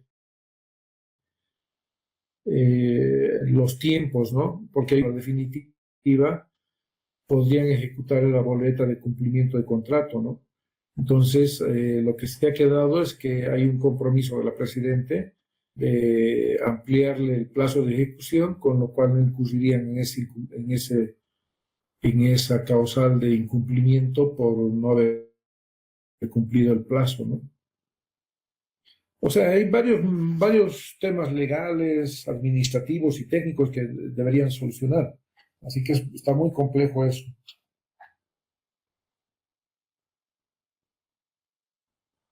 Pero son gajes del oficio. Así uno con la experiencia que tiene que ir lidiando de estos problemas, ¿no? Ahora, si yo fuera nuevo, de pronto me dicen, bueno, firma aquí está el acta, estaba bien y se ha caído, digamos, ¿no? Y si yo le creería, firmar el acta y me estarían poniendo la soga al cuello y después me harían proceso. Entonces, es bien importante tener el conocimiento de estos actos, ¿no? Que normalmente en este tipo de obras se hace a la conclusión. Siempre se hace este tipo de actos de entrega provisional y entrega definitiva. ¿Qué más, muchachos? A ver. Disculpe, Inge, ¿es aceptable que se haya dañado en tan poco tiempo? No te veo, Edith. Perdón. Te conoceré al menos, ¿no? Ya, No, nada. Debe estar cargando. ¿Ahí? Ahora sí. Sí, medio borroso, pero ya. Te veo. Ya, no, esa era mi consulta, Inge, que en tan poco tiempo se haya deteriorado y no sé si está bien eso. Lo que pasa es que este tramito, o sea, en realidad de los 49 kilómetros están, por lo menos la parte de pavimento está perfecto. Hay algunas obras de drenaje de zanjas de coronación que han sido dañadas y que se ha ido erosionando en el tiempo y han colapsado.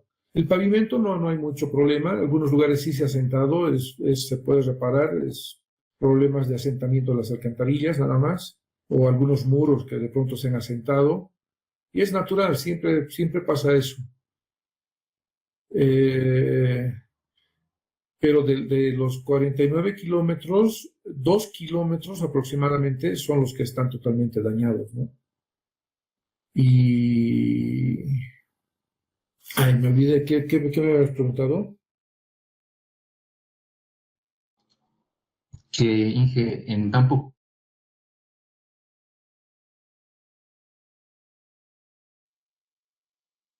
A eso quería ir. A estos 2 kilómetros donde se ha dañado, se ha habido un gráfico que trabajaban ahí en ese tramo cuando era la carretera de tierra. Y dice que cuando había esta carretera de tierra, ya tenía esos problemas. Entonces, ahí hay una cierta responsabilidad de la supervisión, ¿no?